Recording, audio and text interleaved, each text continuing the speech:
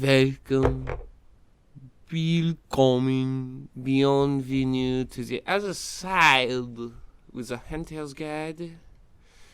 I am your kind of idiotic co-host Ragnar, along with the shut the fuck up, I see you leaning into that mic.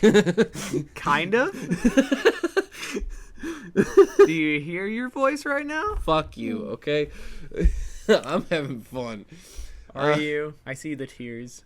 It's okay. It's not okay. Yeah, go fuck yourself. Along with my co-host Wolf. How you doing? Calling me idiotic, having a fucking seizure over here. Along with my sister Estelle. Hi. You sound stupid. I know. I don't care. Okay. Hi. This week we are going over werewolves' locations and types. Oh, are we now? I'm drilling a little bit. Yeah, so this is going to be fun. Yeah. I'm drilling a little bit. But yeah, before we get into all that, we have... Game Jam.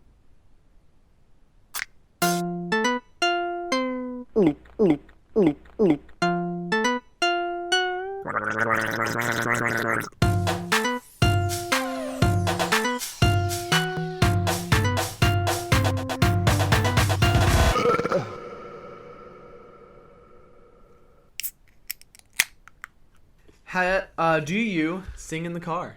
Yes. Yes. Abso-fucking-lutely. Nope. I mean, What's your favorite thing to sing? Like, what kind of genres do we all sing in the car mostly? it's mostly Rap or pop?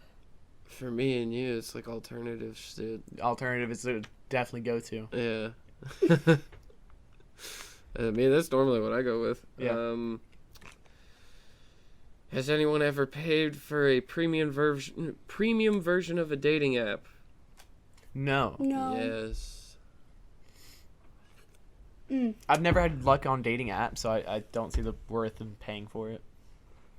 Yeah, I gave it a shot. It didn't really help at all. That's scary. Anyways, do you use WhatsApp? I used to for my job in the restaurant. I want to say I do to talk to my sisters. Why do you do it on there? What is WhatsApp? It's a It's messaging app. Yeah, it's a messaging app. I talk to my sisters on there. Oh. Okay. I don't know. Okay. Do you own a jewel? No. I own a Cali box, not a jewel. Close enough. Close enough. All right. It's not a jewel. You sucking a little dick. A jewel is totally different than what we hit off of. You're hating a little vapey dick, all right? A little vapey dick? No. Okay. What the? I, for one, do not hit the vapies of dicks. Okay. Oh God. These lips are pure. Oh, shut up. Your lips are not pure, okay? I can attest to that bullshit. Alright? Don't you dare say that slander again. Who's trying to buy a vape? Oh my God. Hit me up. Oh my God. Does anybody have any magazine subscriptions? No. No. I did when it was Game Informer, the GameStop magazine. When I was a kid, I had the subscription to Mad Comics. Oh shit, I forgot that was a thing. Mm-hmm. Dude, do you remember when Netflix was mail order like DVDs? God. Oh my God. No, I don't. Like I remember. I do. I mean, like I kind of remember seeing them, but I never utilized it. Oh, dude, my family did that shit all the time, and then we'd have to return the movie to where else? Blockbuster. I remember Blockbuster. I loved Blockbuster. Blockbuster was fun. Couldn't even say it.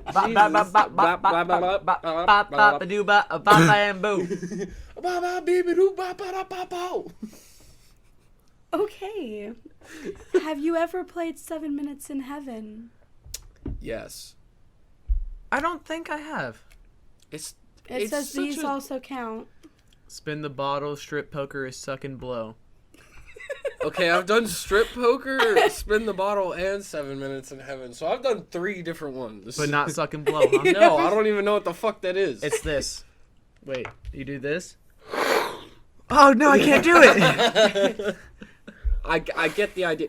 He's sucking on a card to keep. Hey, you were supposed to catch it. I had it. That's a lot harder than I thought it'd be. Okay. I have done spin the bottle. I've never done any of these in my entire life. Well, you missed your chance on suck and blow. Right. 7 Minutes in Heaven is a fucking weird one. I believe it. Especially after that one movie where the guy was fucking clawed by that goth chick. Yeah, it's kind of a put off, you know. I don't want to be clawed. Well, don't be too Okay. hasty on that. Okay, no, I get that. I'm okay with being clawed, but not to the point of where I can feel my muscles moving and breathing. So you're saying you don't want to be, like, cursed? Like he was? Yeah. I don't want to be cursed at all. It's not fun. You should try it. If it's not fun, why the fuck should I want to try it? Because I don't like being the only one who's been cursed here. You've been cursed like 3 fucking times. Fucking sucks. I'm really good at curse removal now, though. Yeah, not so much at, curse Avoiding? detection. Yeah. Well, no, I detected it. It's just no one fucking verified it because everybody thought I was crazy until I did have proof. True. But now that we are done with our game, yes, we notice we make it shorter. It's because we're trying to get more content on topic for you. But it's time for the wolves. It's time to watch me fuck up. Yeah. Woo! I'm gonna go ahead and say this. I will fuck this up. Many European countries and cultures have stories of werewolves, including France, Loup Garou, Greece, Lycanthropus, Spain, Ambro Lobo, Bulgaria, Varkolak, or Volkodlak, Czech Republic, Volkodlak, Serbia, Vukodlak, Russia, Oborotin, Vorkodlak, or Vordalak, Ukraine, Vovoklak, Vovokin, Pervertin. Pervert. Okay. Got a pervert in the chat. Calling him a pervertin. Croatia, Vukodlak. A lot of lacks. Poland, Wilkolak. Bro, what are they lacking? Romania, Varkolak. Scotland, Werewolf. Woo! Wolvier. England, Werewolf. Ireland, Folad, or Konriok. Germany, Werewolf. Denmark and Sweden, Varulv. Portugal, Lobisemim. Lithuania, Vilkalax. And Vilkatalaxis? Well, I feel certainly prepared to say werewolf in any country. Latvia is Vilkatis and Vilkasis. Andorra, Omlop. See, now I'm just thinking of fucking Vilkas from, like, Ben 10. Vilgax. That's it. Vilgax. Estonia, Libahunt. I like that one. Uh-huh. Argentina is Lobazin. Lobo? Or Hombre Lobo. Dude, Lobo? Yeah. Dude. And Italy is Lupo Manaro. To the loop and pull. In Lithuanian mythology, the Vilkas was a person changed into a wolf-like monster through the Vilkas was occasionally beneficial. Like turning into a wolf was beneficial, or the fact that you had someone to turn into a wolf for you was beneficial? Oh, no, wait. I've actually... Okay, so in Latvian mythology, if you are turned into a wolf through a bite or something, when you are ill or your bones are broken, you just been fucked up... It heals you. Yeah. Mm-hmm. That's what they believe. I mean, it's not wrong. No. But that's all I got. Oh, I thought you had a little bit more. No. Okay. My turn? My turn. Yeah. Okay. Werewolves, also known as lycanthropes, are legendary shape-shifting humans. As the name suggests, the shape these creatures take on is that of a wolf. Werewolf legends have sprung up independently or spread to virtually every area of the earth. It is also one of the oldest tales of human monsters in recorded history. Like we covered last week, the most famous legends and myths are those from Europe. Werewolves can vary from size and shape, color and strength, and various degrees of wolf to human form. Many of the European wolves are made by magic or bitten. At the same time, many of the born wolves come from the European region. Many werewolves, cursed by magic, tend to be transformed into a normal wolf, sometimes larger than normal, and unable to transform back until the curse is lifted or they have been killed. Another variant of werewolf is those that don the pelt of transformation. Once put on, the wearer turns into a wolf and is able to use the strength and enhanced senses of a wolf until it is taken off. This type of werewolf is most common with berserkers, but is also very common in those seeking power, stealth, or just wanting to flee from human demand of civilization. Can't blame them for that. No. I wouldn't blame them at all. That's a very understandable fact. You want to get the fuck away. I mean, who doesn't want to get away from that shit? What was the berserker you were telling me about earlier, though? Oh, King Harold Sigurdsson. Yeah, he was about 100 years after Ragnar Lothbrok and his reign of just pure pillage and plunder. King Harold Sigurdsson became the king of Norway, but when he fought actively, he donned a pelt of a wolf, and that's the path of the berserker that he took, was the wolf. It's a good one to pick. Oh yeah, he was a madman in battle too. It was fucking crazy. I'd love to see it. All of his records and everything, like the stories that people have written down of him, he was a Christian Viking. Yeah. But he still had faith in the old ways as well. So, kind of stepping one foot in each one. Yeah, and he was a damn good king. All of Norway was prospering and very open with him on the throne. I mean, to be open to both sides, that is a great quality to see in a king. The only disappointing fact was the other thing that I brought up to you, which was the burning of Uppsala. Yeah. Not fun. They killed innocent men, women, and children who were just there to pray. They killed everybody and burned it down. I mean, casualties of war. Yeah, but it was like right before King Harold took the throne.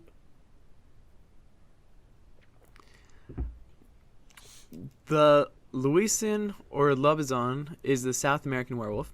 The myth of the Luisan mainly prevails in Argentina, Brazil, Paraguay, and Uruguay.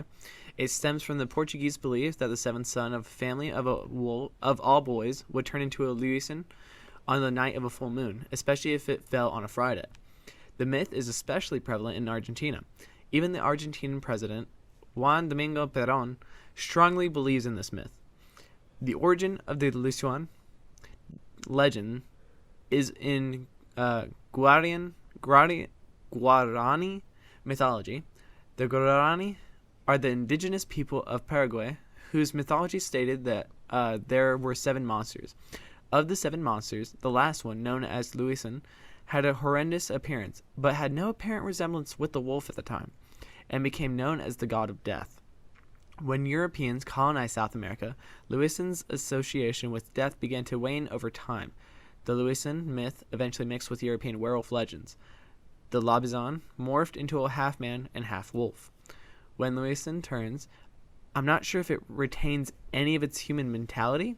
It may be like a turned wolf and simply shift to a more primal instinct type of beast. Knowing South America, I wouldn't put it past them just having a giant werewolf running around killing people in their remote regions. I mean, yeah, they do have dense forests. And they love killing people down there. Oh, yeah. It's like a daily thing. Sometimes I just want to go down there for a day trip, just like let off some steam. I mean, I'm trying to go for Machu Picchu. I can let off some steam along the way. Fair. Werewolves in Mexico are known as the Nahal. It's pronounced Nahual. Even though Mexico was a Spanish colony for 300 years, the Nahual myth did not commingle with the European legend of the werewolf. The tale remains in its original form to this day. The belief in Mexican werewolfism or Nahualism varies from region to region. Some Mesoamerican Indians believe that the Nahual is a guardian spirit that resides in an animal such as a deer, jaguar, eagle, bobcat, mountain lion, and so on. In other regions, in a more ominous version of Nahualism, it is believed that powerful men can transform themselves into an animal to cause harm. A relationship exists between the latter belief and the word Nahual, which originated from the word Nawali, meaning disguise. The name pertains to the sorcery by which magicians change their physical form into that of an animal.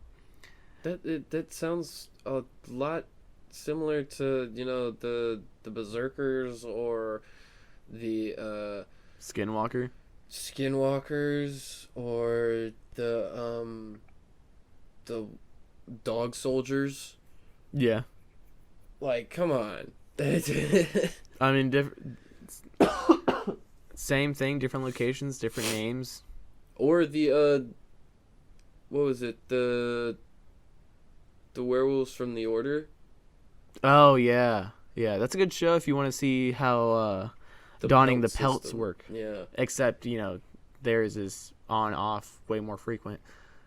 Well, no. Theirs becomes one with them. Yeah, it like attaches itself to them. While with other skins, it's something you can remove. Yeah. I don't know how you would remove those other than, I mean, they did at one them. point. They did at one point. I forgot how they did. No, they didn't remove them. They wiped their memories, so they didn't know they were a wolf. No. One of them did remove it. Oh, really? Yeah. Shit. I want to say the main guy removed it, got a different pelt, and then switched it later on. Oh, yeah. Damn, you're right. I don't know.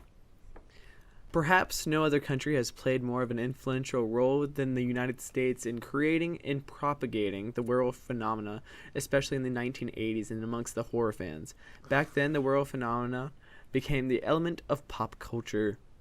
I loved all of Hollywood's werewolf movies back then. Thanks to makeup artist Rick Baker, who provided the most realistic werewolf transformations ever depicted on screen, films like The Howling, An American Werewolf in London, and Michael Jackson's Thriller are among his seminal works. Yeah, even though some people remember Thriller for zombies and dumb shit like that. Nah, MJ was a wolf, bitch. You cannot take MJ from me. Okay, back when MJ was good, too. Yeah, back before he became bleached and The legend of the werewolf in America mainly comes from European settlers. When the pioneers began settling in North America, they noticed considerable wolf population. Real wolves, not werewolves.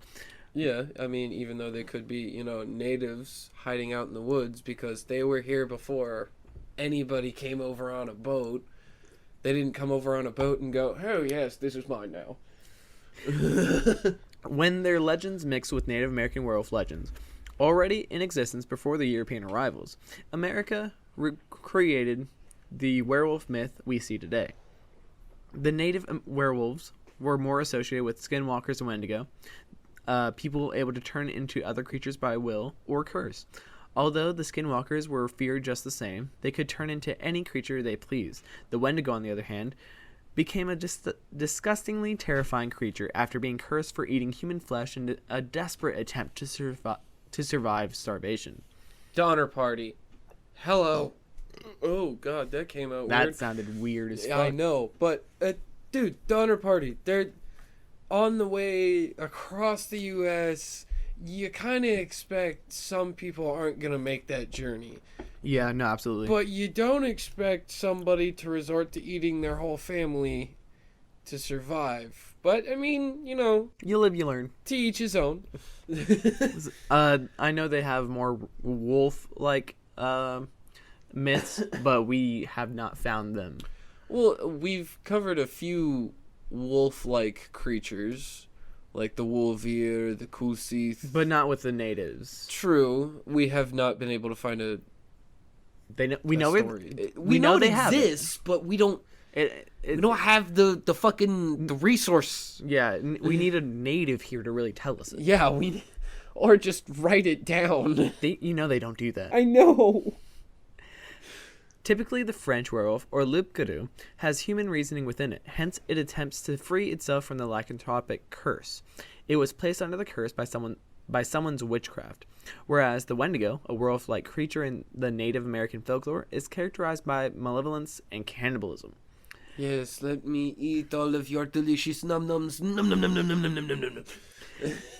As these two creatures' characteristics combined, we found a new kind of loup-garou legend still present in Canada, the upper and lower peninsulas of Michigan, and upstate New York. All three places once being French colonies.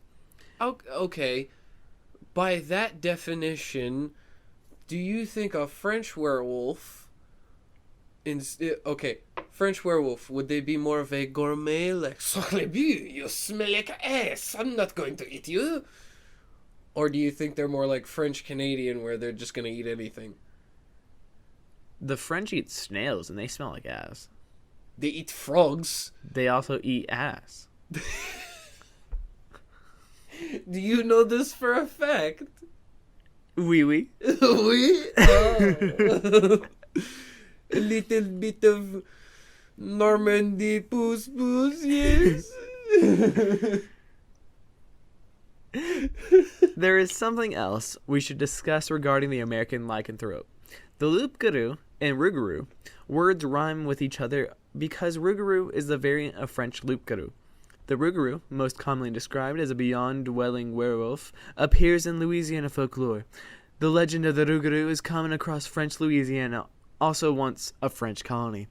The rougarou is different in style, as it has the body of a man and the head of a wolf. One tale actually states that the curse is passed from one person to the next, to not be in the host for too long. Yeah. Usually within 100 days. I find that kind of funny, because the only thing I'm imagining is, like, a buff dude with the head of a wolf, just, like, doing the backstroke in the bayou, going, born in the bayou. What's most interesting is that they don't get to choose who it goes to. Like, it's just fucking, like, soul pops out, jumps to a random person in the city. Damn. Ain't that some shit? You can't really, like, divert it to somebody you hate. You just kind of have to hope. Yeah. And I'm not really sure what they do in this form. They just mostly lurk in the bayou, I guess. Yeah, sounds about right. They're probably just, like, hunting for food. Trailing for, booty. Wondering how they're going to catch up on their bills. Yeah, I'm pretty sure that's what they're worried about. Like, I'm gonna come back and I'm gonna be evicted. I'm gonna be bankrupt, man. House gone, car gone, wife gone, credit destroyed. I couldn't even explain this to anybody because they fucking ran after shooting at me. Her dad showed up at my house, tried to take what was left of me. He got it, and the rest of the house. Ooh. Oh, that's depressing. Yeah, right? In the Grimm's fairy tales, it is not the Little Red Riding Hood that includes werewolfism. Instead, it's another tale. A soldier stated this story happened to his grandfather. His grandfather went into the forest to cut down with a friend and a third man. He went to cut wood, not cut down. I was about to say, cut down what? Cut down each other's dicks? What the fuck? Break down for what?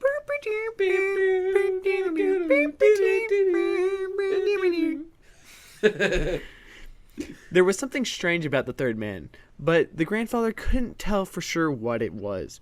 After they had done their job and had become tired, the third man recommended they take a nap. Accordingly, the three men lay down on the ground and closed their eyes. The grandfather pretended to fall asleep, but kept his eyes slightly open. He was keen to find the reason behind the third man's strange behavior. The third man looked to see if the other two men were sleeping. After feeling confident that both men were asleep, really bad judgment on his call, Seriously. he put on a belt and became a wolf. But he didn't resemble a natural wolf. He looked somewhat different. Don't really specify how. It just... He looked a little different. You know, he was kind of an odd guy, you know. So when he transformed, he just came Kind of odd. you know, an odd wolf. He kind of had a fucked up eye. He quickly ran off to a nearby field where he ambushed a pregnant female horse and devoured it completely. How you fucking knew it was... Come on, girl, give me that baby. How'd you know there was a horse? How'd you know it was pregnant? How'd you know he went there if he ate every trace? These are questions I have. Cause you know he followed behind him and he could just smell his stank ass running after that hoe ass. Fucking finger in the air, just like, pregnant. No, he probably just went, I smell placenta. The man came back, took off his belt, did not touch the child, and lay down again in human form near the others. While returning to town, the third man complained about having a stomachache. As they entered the town gate, the grandfather whispered into the man's ear, "When one devours a whole horse," and before he could finish his sentence, the third man interrupted, "Had you said this to me in the forest, you would not be able to say this now." Just idle threats. Do something, man. You know what he did. Do something. The story, published in the second half of the 19th century, is one of the oldest and most popular legend of the werewolf in Germany. Werewolfism in the Grimm's fairy tales is not solely responsible for Germanic lycanthropy. Fairy tales aside, a documented gruesome execution of a real-life werewolf in Germany has existed for 425 years. And this is the first case where someone was verified to be a werewolf instead of just people fucking freaking out about some serial killer. Oh, god damn it. It's just George in the shadows. George of the jungle. Friend to you and me. Hey! Watch out for that tree. Ah! As previously discussed, the French called the lycanthrope a loup-garou. Its origin is unknown, but from our investigation, we can say that all of France was plagued with lycanthropic terror in the 16th century.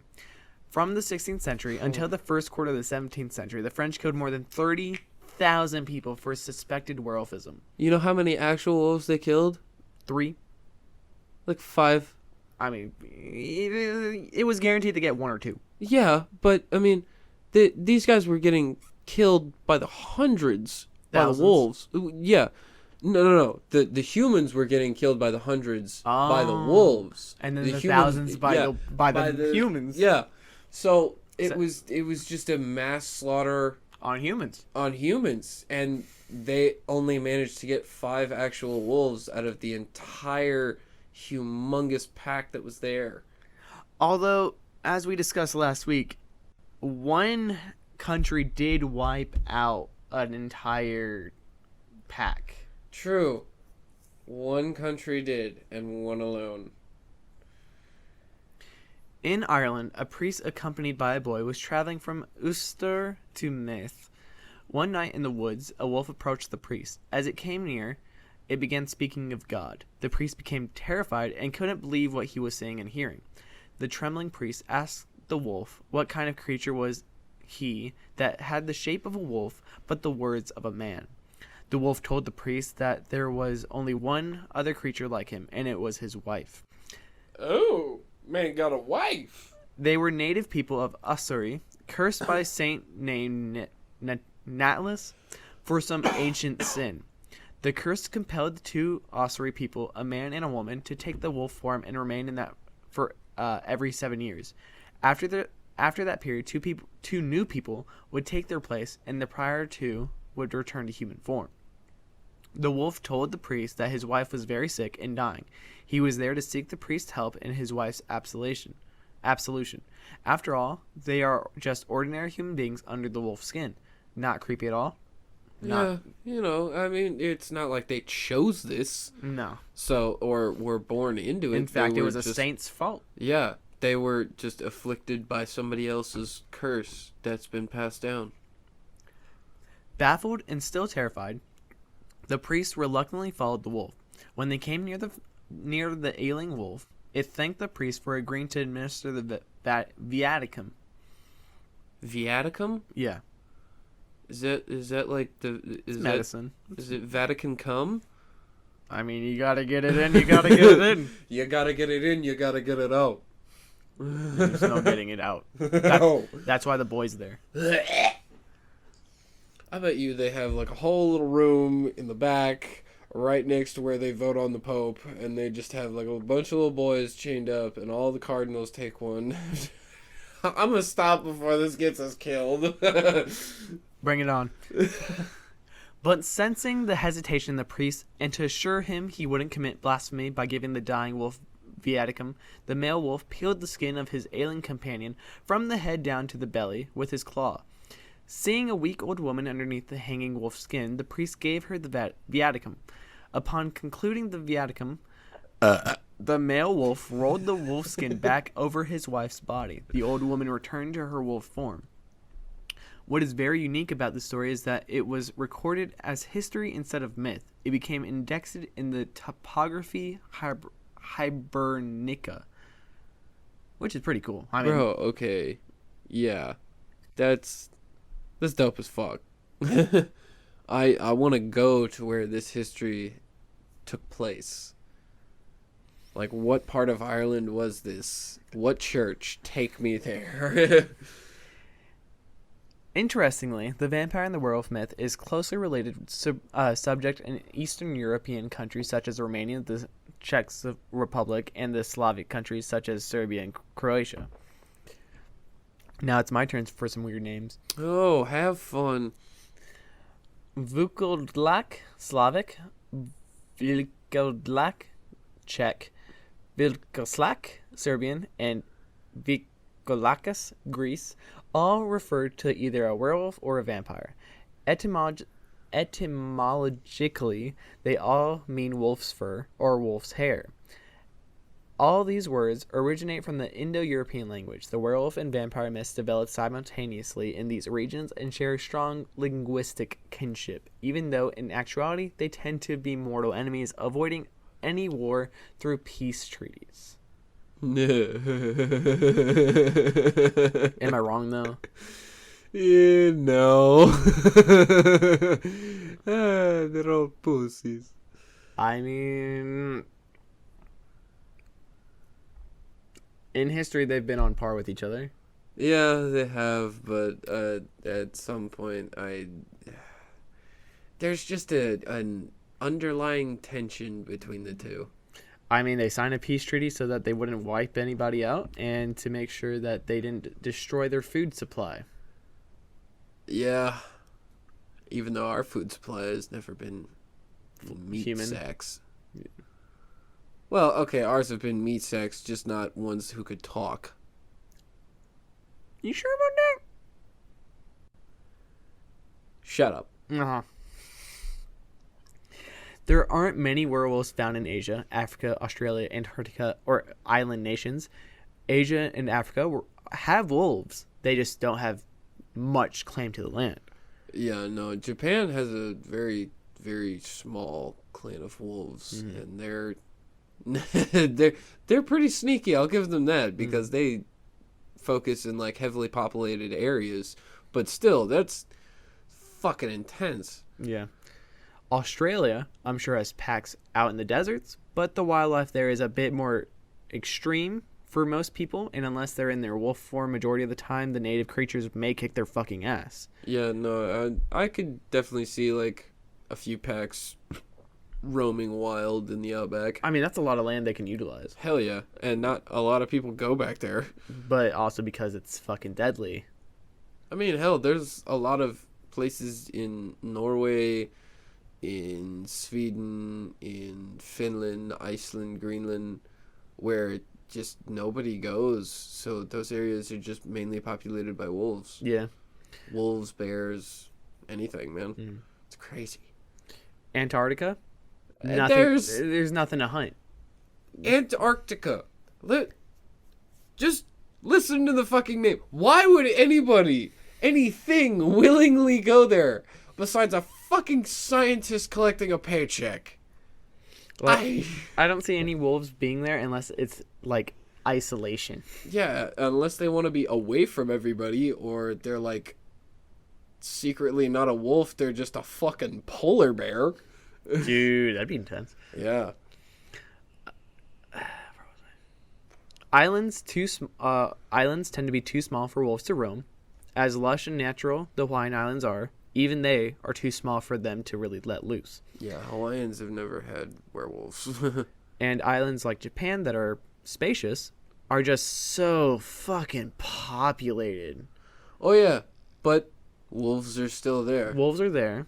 It's just they're not very prevalent, and it makes shifting a bitch. Like, yeah. I don't see them shifting unless they leave Japan or... Yeah, I mean, okay, so, like, places like Cuba, Dominican Republic, Haiti, fucking the Bahamas, any part of Malaysia other than, like, Australia, Japan, and New Zealand, you are not going to find a single wolf. I imagine if there are any wolves in places that small and populated, it's going to be one that can fully control its shift around people that are probably cool with him. Yeah. And no. Like, that'd be a hard place to really negotiate. Put him on Madagascar. There you go. Put him there. Hell yeah. There are wolves all over. Literally all over, I'm sure, except for, Antarctica. With how easy it is to travel, I can't imagine any continent not having one on them at any given moment. Same with vampires. Exactly. Or pretty much anything that can take a human form. Exactly. Even kitsune are fucking all over the place now. Yeah. Jesus they used to be Christ. Japan exclusive. Yeah. Now looking for one is fairly easy. I mean, there's a pack here. Yeah. But the packs stick to their territories most of the time, be that on Earth's terrain or Asgard, wherever they go. They tend to stick to their terrain. Other than regional werewolves, you have different colored wolves that have different abilities or strengths. Yes. The brown wolves are famous for their strength and hearing. Red wolves are popular for being agile and having extremely powerful noses. Yeah. Gray wolves are stealthy and have amazing eyesight. Black wolves are the strongest of the wolves and have superior sight and hearing than the previous wolves. While white wolves are stronger than brown wolves, but not as strong as black wolves. Instead, all of their senses are top of the charts, surpassing all the other wolves. Oh yeah. What else differentiates them? White wolves are the rarest, black are the next to them, brown and red are most common, I believe, and the gray wolf is kind of in the middle. Yeah, so white wolves, there's only around 5, maybe 6 of them at any time. Black wolves, there used to be a lot of them, but now there's only about 10, maybe 12. So brown wolves are the most common. They're basically the shield wall. Fair. Yeah. Red wolves are more the berserker type. They run in, they're able to get in and out, do very swift kills, and just move on. Gray wolves can just flutter throughout. killing anybody who is trying to sneak away, or they can get a target in a building. They're very, very like silent killers. They can stalk you for long periods of time without making a sound or alerting you to their presence, and they can strike and be gone in an instant. So like what I do a lot. Yeah. And it's very weird to see kind of the relationship between all of them, because all of them view the white and the black wolves as, top of the food chain. Yeah. Which is, I mean, I get it, but at the same time, I hate it. It's all wolves packs, they all view it as it's a caste system kind of thing. Mm-hmm. But at the same time, they all kind of obey it. Fair. So is there like a hybrid possibility? I have read of 2 stories accounting to that. And one was between a Germanic vampire and a Scottish werewolf around 1500s, I think. They had a kid. It could kind of shift, but it also could turn people through biting them like a vampire. Oh, okay. Those hybrids, I meant, while those hybrids are very interesting and we should definitely get into that, I was talking like different colors. Oh, yes. Say a gray wolf mates with a brown wolf, they will have kind of gray patches here and there, and brown patches. It's just kind of a mix of color. So when it comes to their abilities, how would that? If it's like a gray wolf and a brown wolf, the progeny will most likely have either really good strength and kind of decent stealth, or really good stealth and kind of decent strength. Okay. Yeah. Or there is the rarity that they have, Balance. best of both. Okay. Yeah. Or the worst of both. Well, yeah, there is that possibility too. That is a possibility. Yeah. I know you were telling me in cases where one is containing the soul of a different wolf, that you can use their wolf to shift instead of their own. Yes. And if it's a different colored wolf, you can utilize their strengths instead of your usual strengths. Mm-hmm. That is an interesting concept. It's kind of like a soul bond. Mm-hmm. You're able to use their strengths and attributes as well as they can also use yours. Which I imagine would be very interesting for both parties. Oh yeah, but it also kind of sucks because you're used to the other one. Yeah, and it drains the ever-living shit out of you. Because it's not natural. Exactly. Okay. Do you want to get more into the vampire hybrid? Well, okay. So the whole thing between the vampires and the werewolves, it's been like a since day one thing. They're very kind of, uptight and pure-blooded. High elves, pretty much. Yeah, kind of. Whereas wolves, we're basically all like fucking Vikings. We go around, we pillage and plunder and fight till our heart's content. Mm-hmm. But the thing with that is sometimes you have kids. Sometimes you have kids. Sometimes it's a very Romeo and Juliet kind of scenario. You're enemies, but I mean, damn, that was a good fuck. I mean, hell, sometimes you were both human at some point. Right. So shit happens, but that can also happen with a lot of other creatures, like well, I mean, a lot of creatures aren't compatible sexually. True, they're not. But it can happen. Yeah, using magic especially. Oh God, yeah, but most of the time when those come to being, they are fucking disgusting. The fucking I know the ritual for turning a new wolf into a vampire hybrid, and it's intense.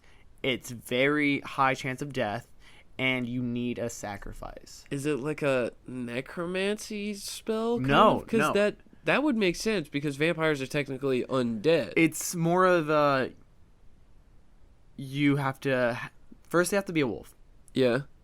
like very freshly turned wolf, Okay. and then you give them a vampire bite before they can shift, and then on their shift they have to kill a human, and then there is some spell work involved, but that's the general gist, and once that's complete they are both. Huh. God damn, that sounds extremely excruciatingly painful. Oh yeah, no, the wolf tends to die in that scenario. Yeah, I kind of figured that. It's that a very sounds... low chance of survival.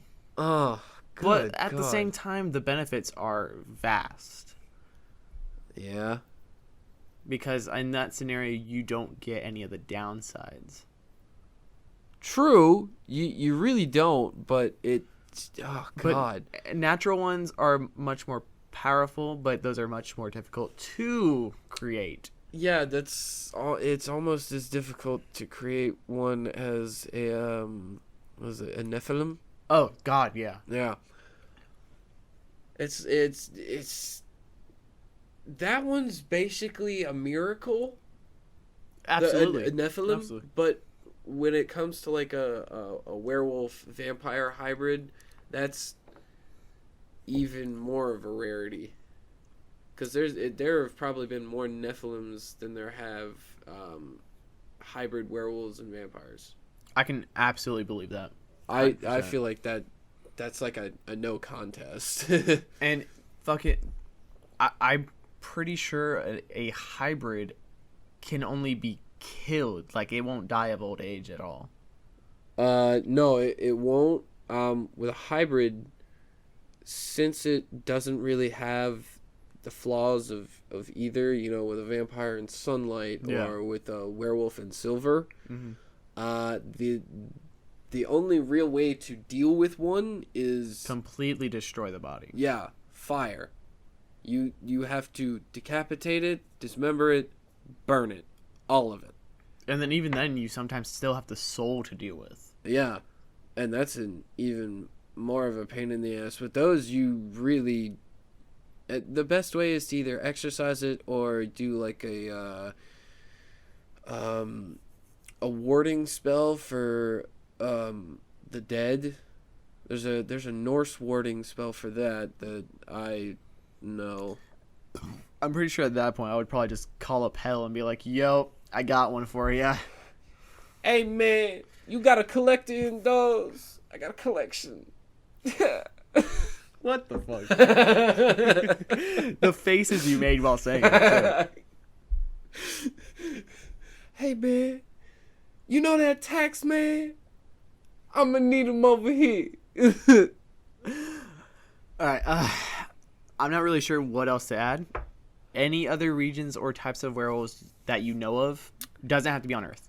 Okay. Go all out. Any other new types of werewolves or locations? There are a lot of tales that I have gone over in a few of the Norse books that I have, and one of them was about a tribe of werewolves. Kind of, they weren't like your typical werewolves though. They were more attuned to, think, Nine Tails from Naruto, but one tail and bright fucking blue. On Earth? No, Okay. no. Vanaheim. Okay, Yeah. that makes sense. Yeah. I've never, like, seen a picture, seen them, anything, but it's this very secluded tribe, and their belief is that the brighter their fur is, the more power they get from their deity. I'm not exactly sure who their deity is. I want to meet them. But and they live in a it's, you've seen Iron Fist, yes? Yes. You remember how Kunlun was like a secret location in the Himalayan mountains? Yeah. Same basic concept. Okay. Yeah. That sounds dope as shit. Yeah, the main problem is trying to find the fucking place. You gotta be in the know. Or you just stumble onto that shit if you're I'm working on the drunk now. deemed worthy. If I get drunk enough, I'll stumble. I don't know if I will anymore. It's also my luck we're using, so let's go. Fair point. Going. No, that sounds fucking awesome, though. That's the only other one that I can really think of. That's like a different type of wolf. Yeah. For the main part, it's all very streamlined. Mm-hmm. Basically. So are they mostly on Asgard, Vanaheim, Earth? They're mostly spread between Asgard, Vanaheim, Midgard, and Alfheim. Fair. Yeah. It's... And I imagine other worlds have many more wolves because they don't have to worry about humans trying to hunt them. Yes. Yeah. Especially Asgard. Yeah. Yeah. There. If you try to hunt a wolf in Asgard, you're hunting down Asgard. Yeah. Like literally all of Asgard, pretty much. At that point. What's funny is that the whole... I still find it amusing, the whole Ragnarok story of the one wolf will tear everything down. But like a lot of other Norse myths and tales say that the wolf is friend to all Viking, to all Vikinger, all Norse. It's just, it blows my mind. How is that the one thing that will destroy everything, yet Loki birthed a fucking serpent the size of the world? How did that thing come out of him? Like a kind of a tapeworm? I came out like a wrecking ball. No, I find it very funny that my best friend, your grandfather, has birthed everything meant to destroy the earth. But at the same time, they are very fucking wrong. Yeah, one's a giant wolf, one's a giant serpent, one's a fucking horse with like 6 legs. One is a girl. That's the only normal one, is the girl. Who's never spoken of. No. You know why? Because she's god of hell. Yeah. She is goddess of hell. She is hell. I forget that's his daughter. Yeah. How disturbing is that? I also forgot the only reason we didn't talk about her earlier was because she wasn't one of the sons of Loki. True. She was not a son of Loki. She was a daughter of Loki. The only daughter of Loki. Mm-hmm. I think it's funny that all the more sentient beings in your family love me so much. I hate it. All right, so there's nothing else you want to add for time? No. Okay. That's all we have for this week, so follow us on Instagram at a.hunters.guide or hg.ragnar. Send in some questions, suggestions, tips, and stories of your own to our email at ahuntersguide@yahoo.com. Send us some donations at our Patreon or PayPal at ahuntersguide. Proceeds help us make better content and merch for you. We have shirts and more posted to our pages, but send us requests for what else you people want and price and delivery options. Check out our website at pod.co/a-hunters-guide. Join us next week when we cover our next horror. Hunters, signing out.